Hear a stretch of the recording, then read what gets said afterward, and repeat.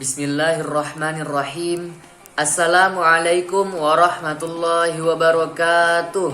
Alhamdulillahirabbil alamin. Allahumma shalli ala sayidina Muhammad wa ala ali sayidina Muhammad. Yang terhormat Bapak Robi Rendra Tribuana selaku dosen pengampu dari mata kuliah usul fikih serta teman-teman yang saya banggakan. Perkenalkan, saya Naufal Lisanul Haq dari kelas 3 PAID. Di sini saya akan sedikit menjelaskan materi usul fikih tentang ijtihad.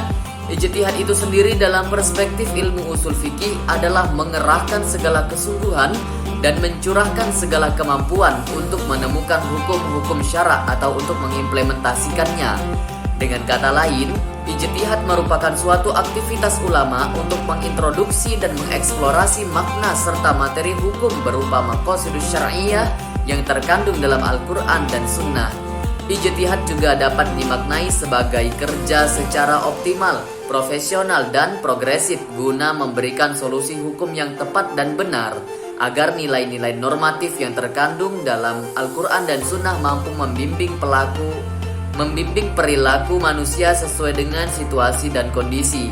Dengan demikian, dapat dikatakan bahwa pemahaman dan pengamalan wahyu ilahi dalam realitas kehidupan akan berjalan linier dengan aktivitas dan dinamika ijtihad itu sendiri. Dari sinilah posisi strategis dan signifikan ijtihad dalam proses pembinaan dan pembaruan hukum Islam guna menemukan kepastian hukum. Adapun syarat seorang mujtahid ialah yang pertama, para mujtahid atau ulama yang melakukan ijtihad haruslah menguasai bahasa Arab dan ilmu pengetahuan lainnya. Lalu seorang mujtahid harus memiliki pengetahuan yang luas tentang asbabun nuzul dan asbabun wurud beserta seluk-beluk dan tafsir-tafsirnya. Kemudian mujtahid perlu mengetahui dan memahami kesepakatan yang telah dilakukan oleh para ulama sebelumnya dalam menetapkan hukum Islam. Kemudian mujtahid harus memahami ilmu fikih dan kaidah-kaidah dalam agama Islam. Lalu mujtahid harus memahami perkara yang hendak dicarikan ketetapan hukumnya tersebut, dan mujtahid harus memiliki akhlak terpuji serta ikhlas dalam melakukan ijtihad.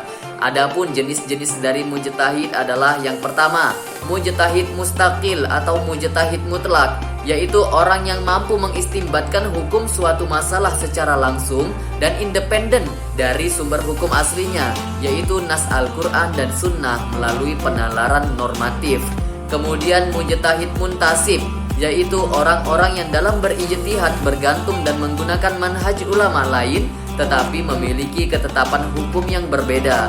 Lalu mujtahid fil mazhab, yaitu para ulama yang mengikuti pendapat para imam mujtahid mutlak baik dalam hal metodologi manhaj ijtihad yang digunakan maupun dalam produk pemikiran hukumnya.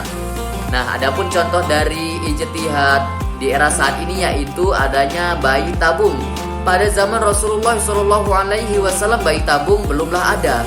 Akhir-akhir ini bayi tabung dijadikan sebuah solusi oleh orang-orang yang memiliki masalah dengan kesuburan untuk mengharap pemecahan masalah tersebut dan memperoleh keturunan. Para ulama telah merujuk pada hadis-hadis agar dapat menemukan hukum yang telah dihasilkan oleh teknologi ini, dan menurut Majelis Ulama Indonesia menyatakan bahwa bayi tabung dengan sperma dan ovum suami istri yang sah hukumnya mubah atau boleh. Karena hal ini merupakan ikhtiar yang berdasarkan agama Allah sendiri mengajarkan kepada manusia untuk selalu berusaha dan berdoa. Sedangkan para ulama melarang penggunaan teknologi bayi tabung dari suami istri yang menitipkan ke rahim perempuan lain. Jika ada yang demikian, maka hal ini hukumnya haram. Alasannya karena akan menimbulkan masalah yang rumit di kemudian hari, terutama tentang warisan. Mungkin hanya ini yang dapat saya sampaikan mengenai materi ijtihad. Jika ada yang salah, saya mohon maaf. Pada Allah saya mohon ampun. Wassalamualaikum warahmatullahi wabarakatuh.